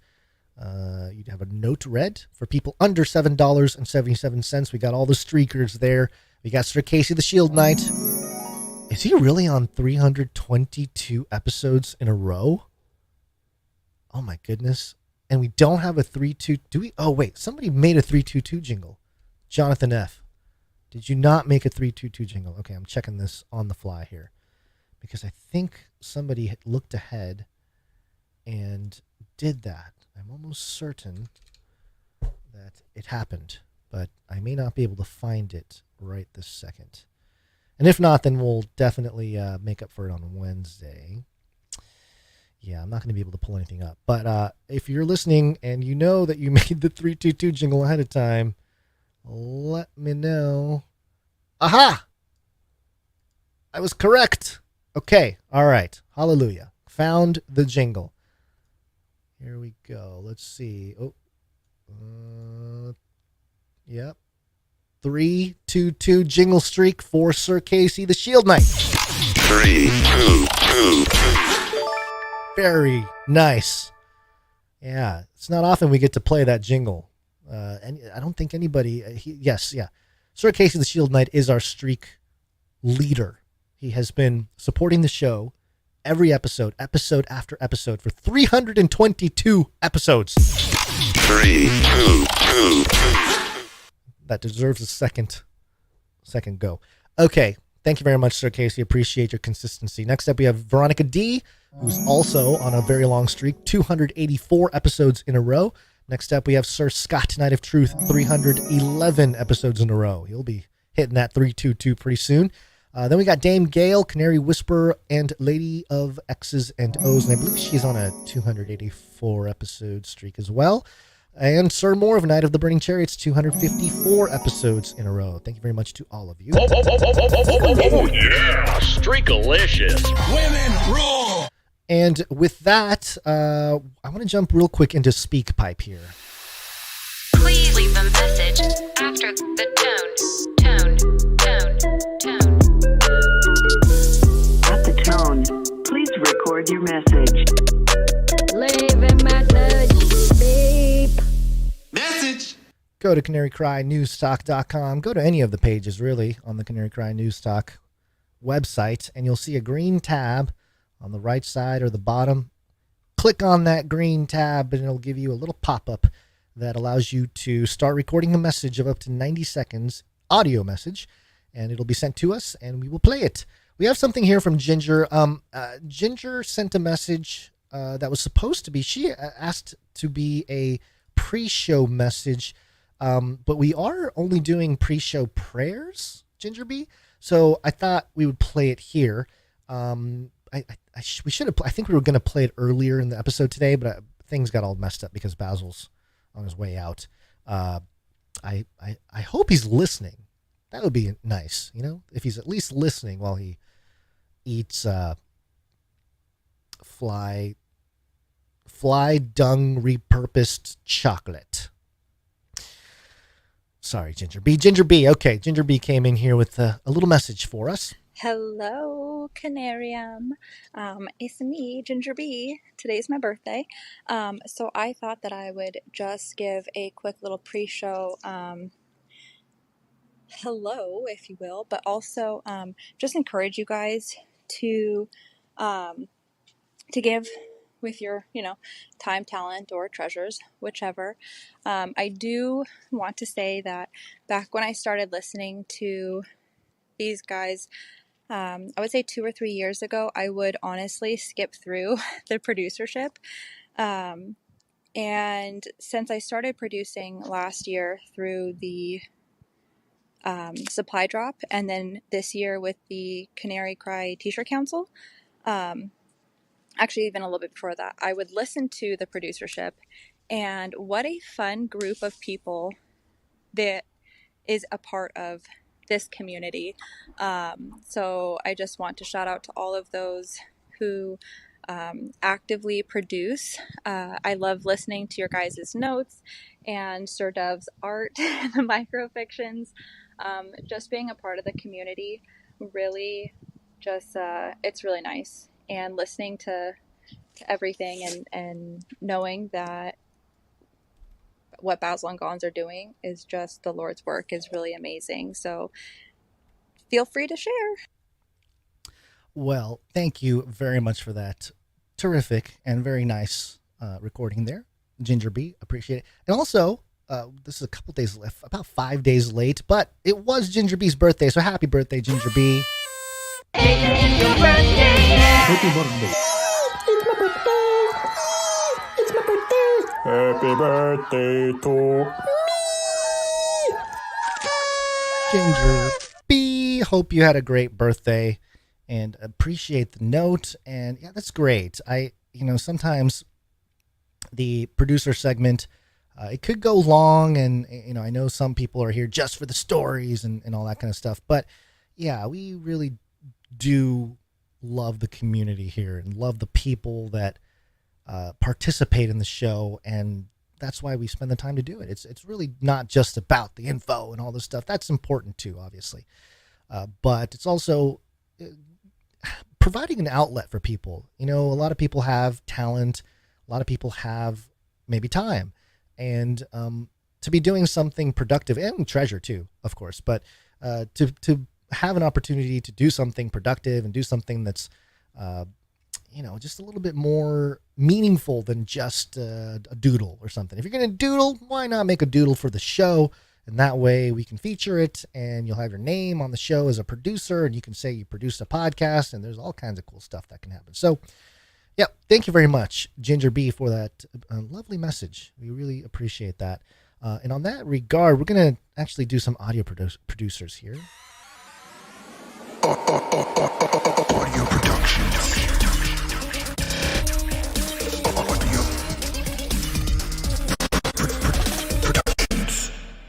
All right, audio production coming in. I'm just checking the Rumble chat. What's up with the Pepe stream and the people posting links about everything being exposed? What is this, 2014? What is this? Shocking video. This video shocked the world. Everything is exposed. I can't believe how much information they've had from you. Ah! Sounds like somebody who like just figured out that the back of the dollar has the all-seeing eye on it, you know?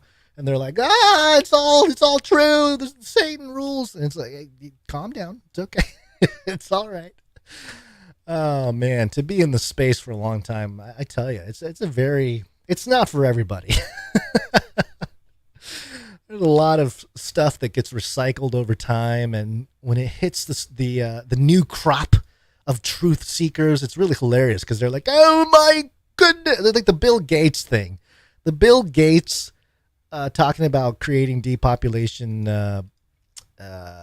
I forget what it was exactly, but it wasn't Bill Gates. It was some other guy talking about, I think it was like genetically editing or a vaccine. Maybe it was a vaccine or something. Anyway, there's a lot of old conspiracy stuff that gets hits people for the first time, you know, and it's just sort of the nature of it. And look, I'm guilty of it too. I think, you know, I'm sure I'm in 2013, 2014, 2015, I was finding stuff from, you know, 1975, some document somewhere, and I was like, oh, look at this. They planned it all along. And then you realize, like, oh, yeah, somebody in like 1985 also exposed it. And there's like essays written about how, you know, in 1995, how they're referencing it, and they're like calling out all the nonsense.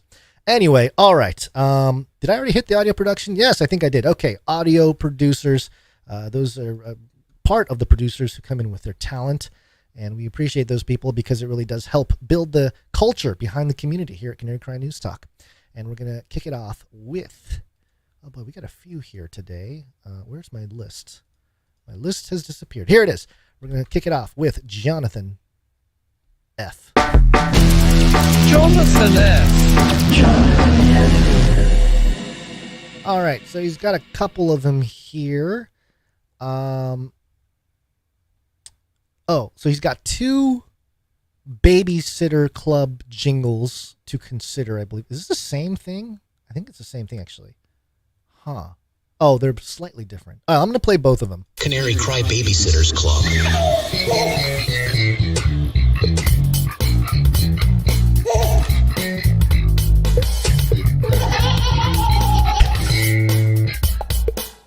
Oh, man. So Seinfeld style childcare jingle. Okay, that's the first one. And then we have the Babysitters Club jingle, a straight ripoff. Canary Cry Babysitters Club.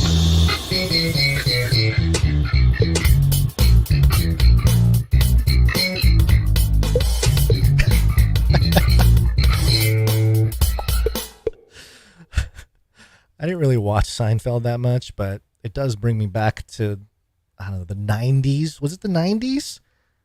When Seinfeld was big, just because it was on the TV, and you know you hear it all the time, and everyone always did the you know, the little transition bass slap thing.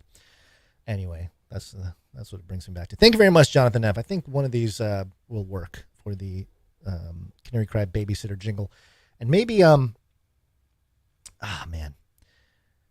it's been tough to find. We've only tried for a few hours today, me and my wife, but we do need to find another babysitter, and it's not easy because the one we got through word of mouth is the one that quit. So we need somebody. I don't necessarily want to go through a website, like a care.com or something. It just doesn't make me feel, it just feels shady. I'd rather do it through people in the community. That's just me, though. But if anybody has any suggestions or ideas or anything for babysitter, please let me know, because I don't know. We're going to keep trying to figure it out, but if anyone has any ideas, we are all ears. Next up here, we got something from Little Owen. Little Owen didn't have a note, at least I didn't see one here, but he does have a track here as per Little Owen style. Let me play a few seconds of it here.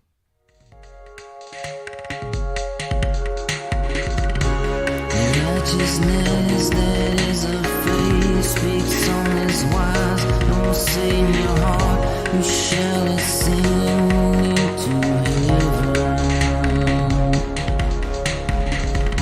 What does it say? The word is not even in our mouth and in our heart. That is a word. Very nice. As usual, Little Owen will play the whole thing at the end of the show. Love the style. He's really got his own sound. It's really fantastic. Thank you, Little Owen. Next we have, I think actually that's it, because, that's it, because all the rest of this is art. One art, please. All right, let's go full screen. Let's start off with Sir Dove, Knight of Respeltia. One art, please, from Dove. He says, peace for today's artwork. I did another thumbnail duo illustration. Hope you guys like it. Keep doing what you do. I'll keep praying for yins. Did we already do this one? I feel like this one. No, I don't think so. Oh, okay. All right. So this is another duo image. There's me on the right side giving a thumbs up with my left hand.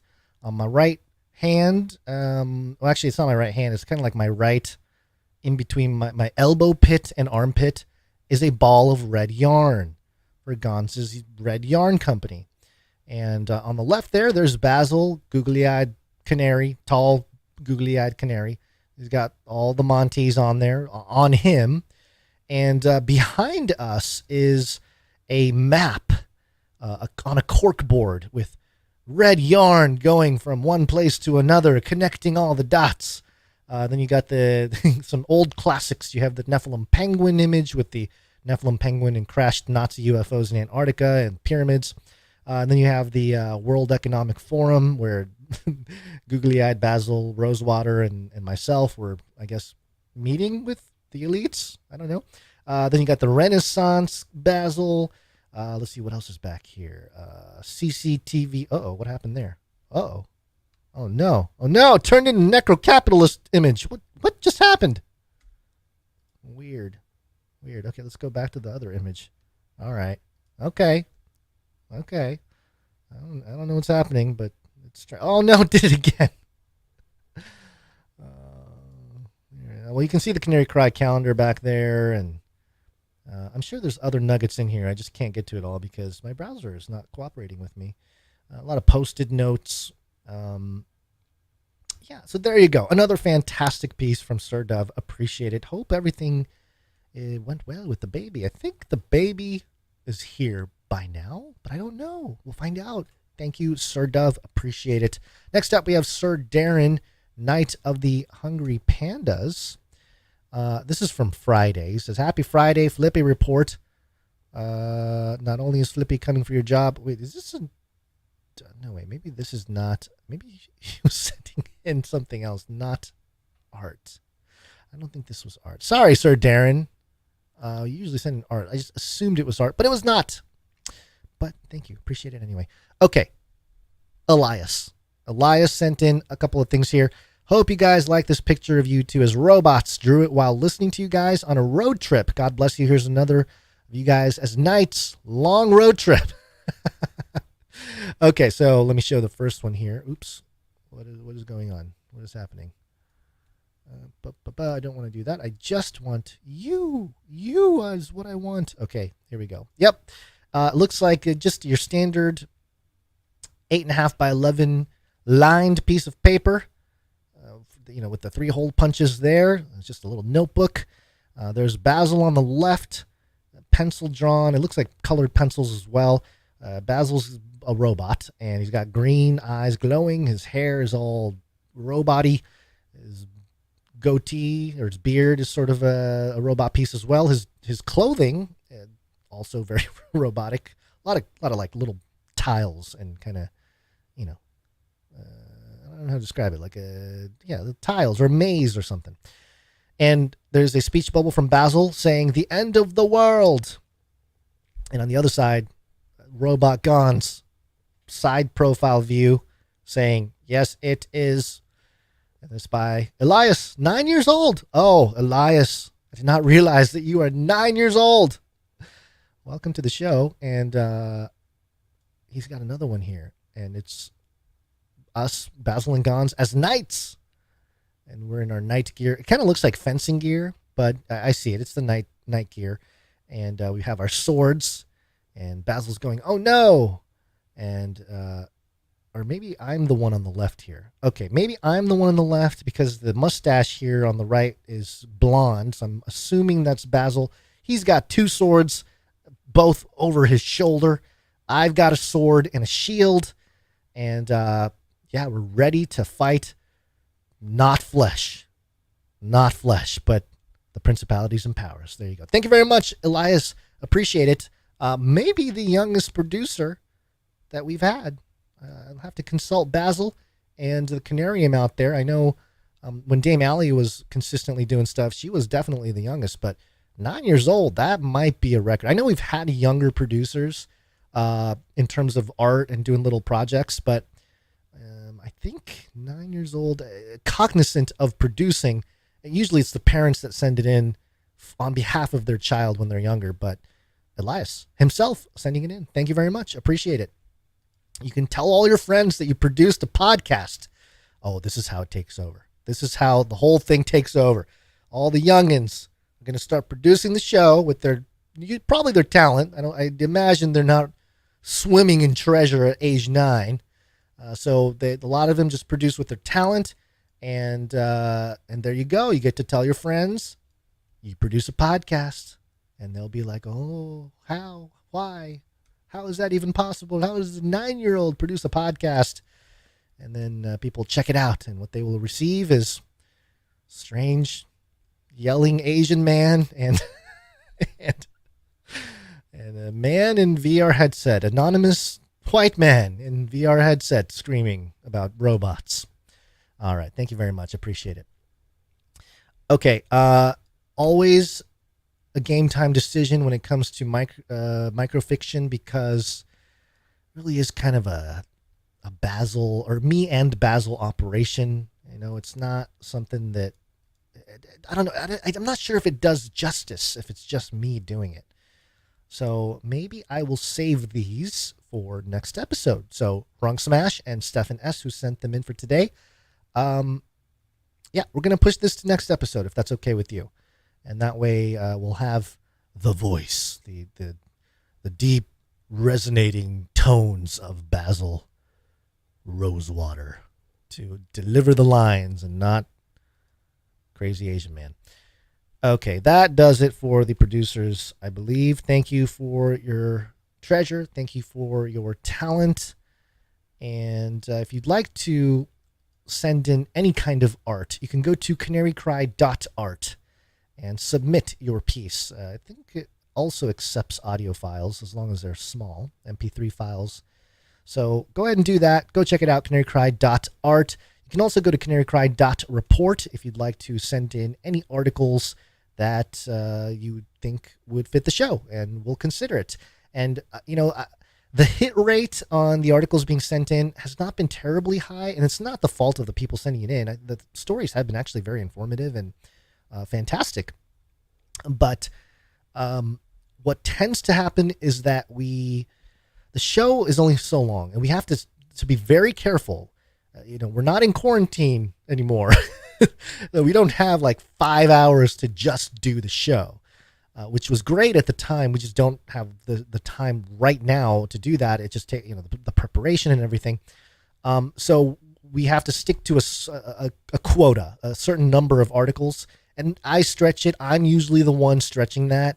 We'll have a topic on AI, and I'll be like, oh, I got like 5 links. and look, it's all part of the story, the narrative. We're going to do. But Basil will be like, it's better to just stick to one story, and because then it gets long-winded and whatnot. And he's right. I just want to provide as much resources as possible. So that's where my approach comes from. But we work with each other to try to distill it down. And sometimes the submitted articles are either repeats of stories we've done or are not. I don't know. There is no official thing where we oh, that story is not a thing. But it's just trying to figure out which stories work with the theme of the episode and things of that nature. So in between shows, we are constantly looking at stories. We're constantly looking at themes that pop up. And so part of what I look at anyway to gather my stories is what people are submitting, the links that they're submitting. So please go ahead and consider doing that if you want to produce the show in that way. Again, that's canarycry.report. Okay. One last story here, and it's a fun one, and Basil really wanted to do this one. But that's what you get for traveling the Necroverse. Ooh, did I just come up with a new... Okay. It's not the Metaverse. Or there is a Metaverse, okay? But there's also a Necroverse. Don't think anybody wants to go to the Necroverse, but I tried to stop him. I tried to tell him, hey, man, Jesus died. He went down there. He already declared victory. I don't know why you want to go down there, but anyway, that's he's not really anywhere too dangerous. But let me find the jingle because it was a last minute change and the jingles weren't set up. But here we go. I love this. NewYorkPost.com headline: Treasury Secretary Janet Yellen dined on psychedelic mushrooms in China. Report. I don't even know anymore. Are we living? What is this? What show? I'm entertained. I'll tell you that. If people ask the question, are you not entertained? Yeah, I'm entertained. What a trip. Magic mushrooms may have been to blame for Treasury Secretary Janet Yellen's mortifying bow before a Chinese official last week. I think I missed the mortifying bow. What is she? Hold on, let me see here. U.S. Secretary Treasury Janet Yellen commits embarrassing bow during Beijing visit. Never, ever, ever. What did she do? What did she look at him? What happened? What is this? What is this embarrassing bow? Okay, hold on. They're showing it. Hold on. Okay, so they're shaking. Okay, so U.S. China must complete for blah blah blah blah blah. We know that. All right, come on, play video. Sorry, this is bad radio, but the thing is that it? Okay, so they're doing the photo op. They're shaking hands and they're sort of doing the thing. It doesn't seem like there's anything horrendous, unless that was it at the top. Oh my goodness. Okay, for those of you just listening, again, it's like a photo op where the two politicians meet in like a hallway of like a large hotel or whatever, embassy or whatever they're at. And the gentleman, that's not G. I don't know who that is. Maybe the article says it.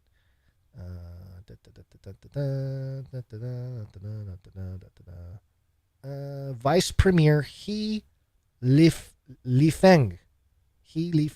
Okay. So she's shaking his hand and she kind of leans forward. I wouldn't even call it a bow. She kind of just leans into the handshake. But apparently you're not supposed to do that because and she kind of bouncing up and down, and then you see like a PR person come stop her. So okay, all right. I didn't know about this, but apparently Janet Yellen broke some kind of Chinese custom or something like that. Maybe she was tripping on shrooms, man. Yellen, 76, gobbled 4 portions of Zhan Shao King, a type of wild mushroom, when she dropped in at a casual Beijing restaurant soon after she arrived there on July 6th. Chinese state media reported in an effusive story that took care to praise the secretary's chopstick skills.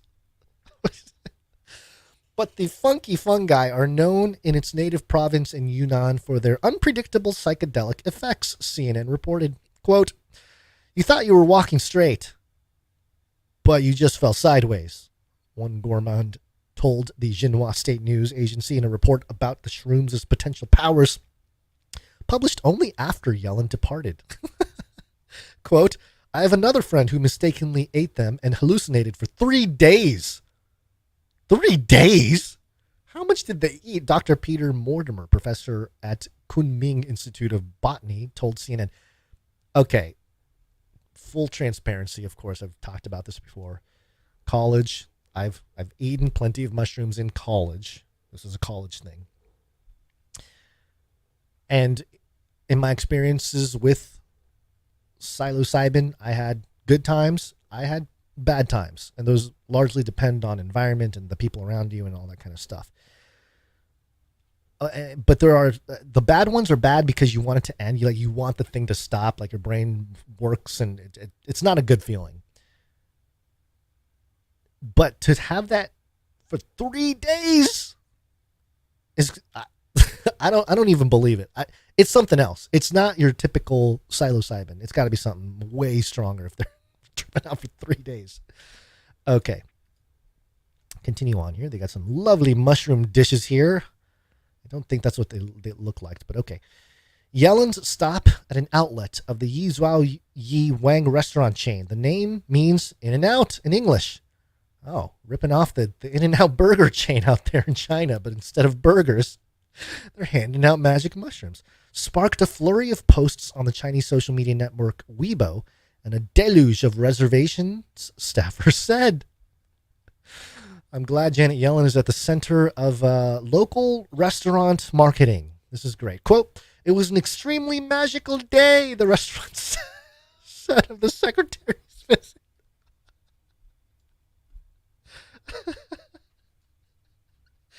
Okay, I'm sorry. I'm sorry. It's just too ridiculous.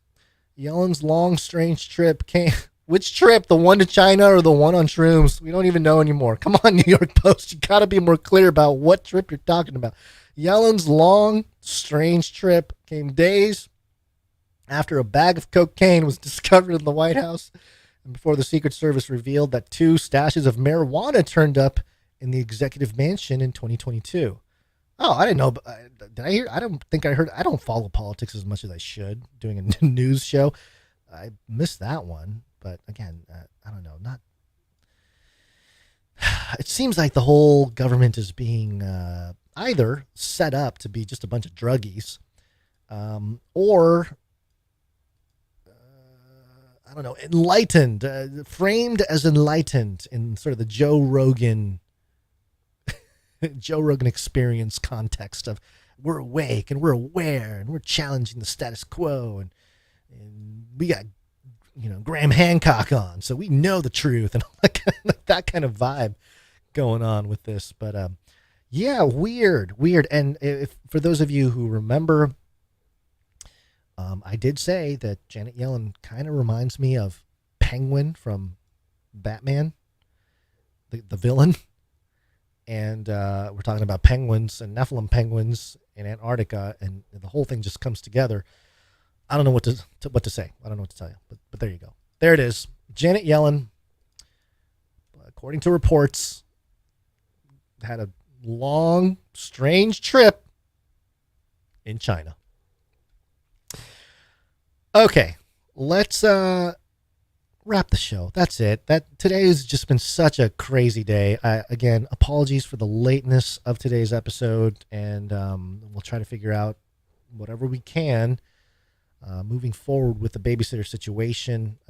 But that is sort of it's the blessing, I guess, with podcasting is that there's not like super hard lines of how long an episode is supposed to be or what time we air. And apologies to last Friday. We should have communicated better about what we were planning to do. Basil was traveling that day, so we had to pre-plan a show, and that's what we did, the FLIPPY Origins. And because of my day, and it was just a long day of editing. Those types of shows take a long time to edit, especially if I'm pulling clips from episodes from 6-7 years ago. It takes a little while to do. And by the time I was able to air it live and live stream everything, it was like midnight. It was midnight where I am. So it was like 3 a.m., 4 a.m. East Coast. We had some people from I think it was Germany, if I'm not mistaken, who were like, this is perfect. I just woke up and, we're already got a show kind of thing. So I guess it depends on where you are on the pancake. But champs, those people that were here at 3 o'clock. I think Cody's Cody's ACC. I think you were there, Cody, on Friday night. You were one of them that was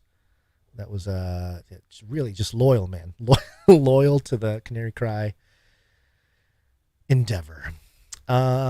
Okay, and there are some other producers I would like to thank here before we wrap things up, and we're going to start off with the Clippies.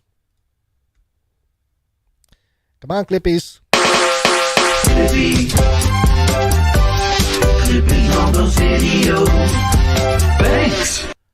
Yeah, Emsworth, Faye Leverin, Joms, Laura, thank you very much, and we will be, again, doing more of that. It's just been tough. Everything has obstacles, and the move and Basil's appendix, and just man, maybe we should get one of those robots. It can go around obstacles. Thank you to the timestampers. Timestamp, it's hard work. Timestamp. Very important part of our show, timestamping. This is helps us stay organized. It helps us know where to find things. And I believe the last episode we did of Canary Cry News Talk was on the 12th, Wednesday, 6:45, timestamp by Christine C. Thank you very much, Christine C. Appreciate that. And let's see. Thank you to Jam for the links. Thank you to Lily of the Valley for sending in links as well. Appreciate that. Clank, thank you for the reminders. And there it is for Clank. And I believe that is it. Okay. What do we do here? What does Basil do? Basil rants about telling your friends about the show. Oh, well, this one, that's easy. That is a piece of cake. Here's what you do. You're going to draw something. You're going to listen to the show with a blank piece of paper and a pencil or a pen. Just listen. And whenever you feel inspired, it could be the opening stories. It could be the FLIPPY update. It might be an Antarctica update. It might just be something that we say in the break that's ridiculous, which we tend to do. Whatever inspires you to make art, make the art. Then submit it to the show. And then we'll present it, as we always do. And then you can take the link of that episode with your name in there under producers, and you can send it to all your friends and family. Maybe if you're much younger, if you're in elementary school, actually, you know what? I'm showing my age. I was going to say you can do show and tell. I produced the podcast. But number one, I don't think they do that anymore unless you're in like a public school. Most people are not in public. I mean, I don't know. At least in the last couple of years, it feels like nobody's in public school anymore. It just seems like everyone's doing homeschool, at least in the communities around me. But I was going to say, do a show and tell. Maybe do a hangout, a Zoom hangout, where you tell everybody that you produced a podcast, and here's the link, and you'll see my name, and you'll see my art. And then you can put it on your resume, and it'll be with you forever. So that's a great way to tell people about the show, is to tell them that you produced it. And that goes for all of you out there. Whether you're supporting with your time, talent, or treasure, you can boast about it to friends, family, and raise curiosity at the very least about what we do here and what we stand for. Okay.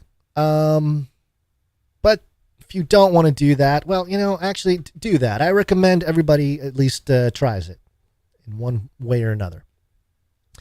Because the only other way to do it is to walk up to people, random people, not people you know, random people. You grab them by the cage, whatever that may be. It could be their jacket, could be their, I was about to say children, but don't do that. Don't grab their children. Bad joke.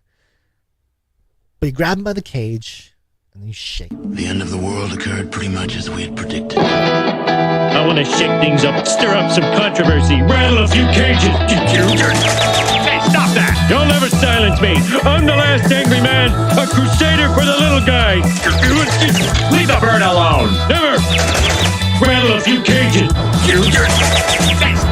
Rattle a few cages. The human race will have every opportunity to improve. And if they don't? Ask Noah. All right. Do I have any last words? Nope. We'll see you Wednesday. Stay watchful. God bless. And remember to think outside the cage. And Basil will be back. You know, he just, if you caught the episode halfway through, he was here. He left me. He chose food over all of us. But you know, sometimes that's how it goes. All right. Have a fantastic night, everybody. God bless. Think outside the cage.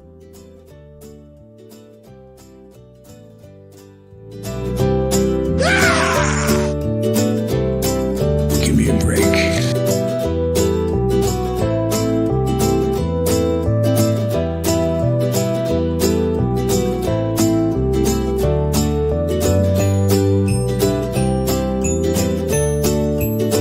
This is not about freedom or personal choice. Faith in more. I love the Great Reset. I'll keep you warm and safe in my people zoo. We will hunt you down and make you pay.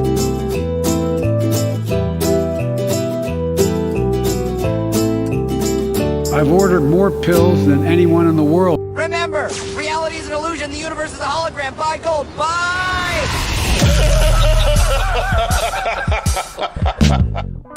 You little rascal.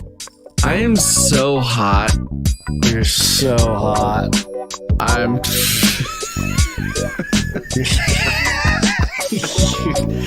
Gons. I am so hot. So hot. They love killing.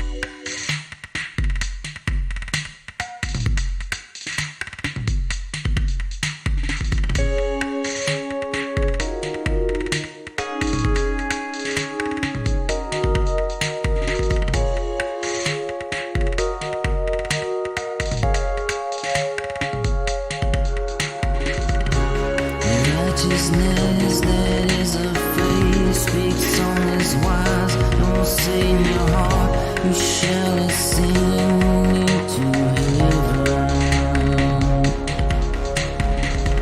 What does it say? The word is not even in our mouth and in our heart. That is a word of faith which we preach. If you confess with your mouth Jesus is Lord and believe in your heart God has raised him up from the dead, thou shalt be saved.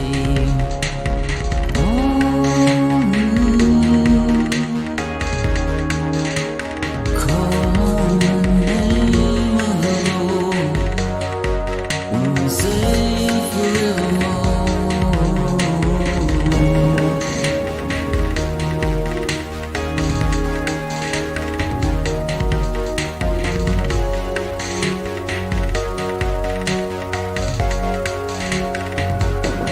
So then faith comes by hearing,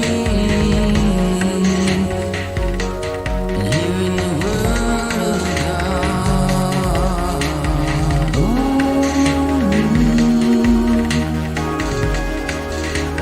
Call on the name of the Lord and be saved forevermore.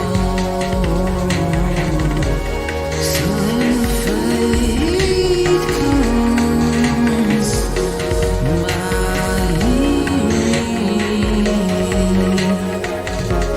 hearing the word of God.